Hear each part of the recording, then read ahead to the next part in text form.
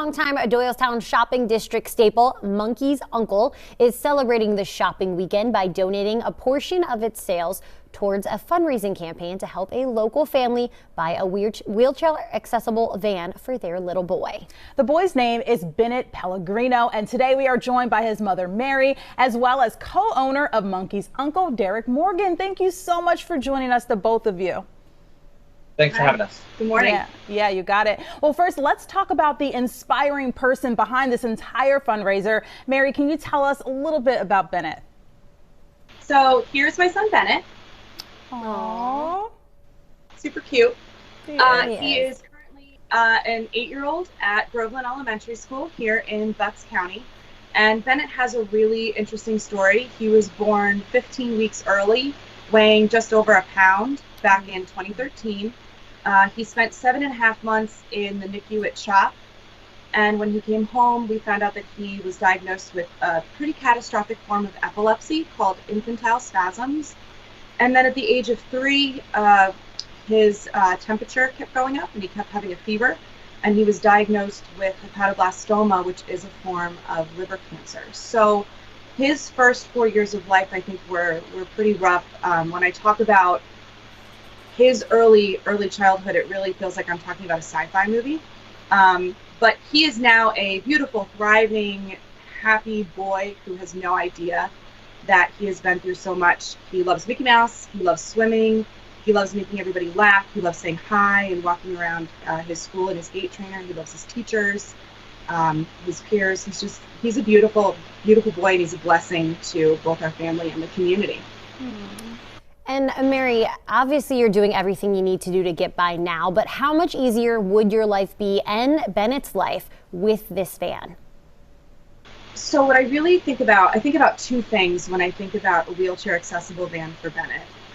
First of all, just safe transportation. So right now we have to take apart his wheelchair into about 8 different pieces, load it into the back of our SUV, and then we have to literally wrestle him into a car seat that really is not designed for a kid that has the low trunk control and the low neck control that Bennett has. So having him safely in his wheelchair that was designed and made for the way that his body moves would be huge. And then I also think about the accessibility of his world. This is a kid who loves to be a part of all the action. He's going to be able to be safely in his van, interacting with everybody else in that van, and he's going to be able to go wherever it is that he wants to go. Right now, it's incredibly stressful. It's incredibly hard. He cries in his car seat. He's miserable. So we tend to really only take him out if both my husband and I can do that. And as 2 working parents who have a lot on their plate, that's a lot. It's a lot. So yeah, accessibility to his world and safety, definitely. Definitely sounds like it would be life-changing, Mary. We really hope that happens for you. Yeah. Derek, I want to talk to you now. How did you find out about Bennett and what inspired you to get involved? So we're very ingrained in the community here in Doylestown. We've been around, our business has been here for 11 years now, and we're very much dialed into Doylestown, and especially the special needs community, because part of our business is that we actually have a mentorship and job training program for special needs students. And Mary actually is a special needs teacher in the district. So our worlds were just meant to come together.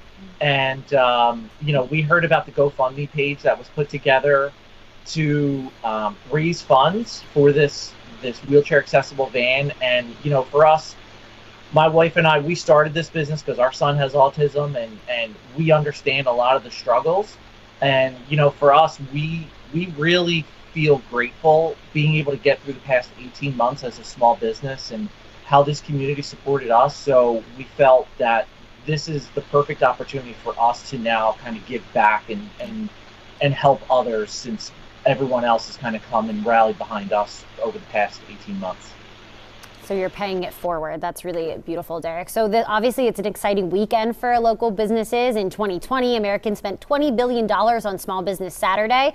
So Derek, tell us a little bit about Monkey's Uncle. If people haven't been there, what you sell, and what do you expect the weekend to be like for the shop? I'm sure it'll be very busy. Yes, it's definitely going to be busy. Monkey's Uncle is basically the greatest throwback Philly everything you can think of.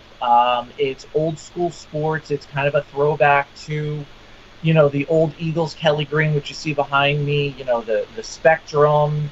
We really kind of focus on all the old school throwbacks. And, for us, it's about kind of tapping into the nostalgia and, things that we all love as diehard Philly sports fans.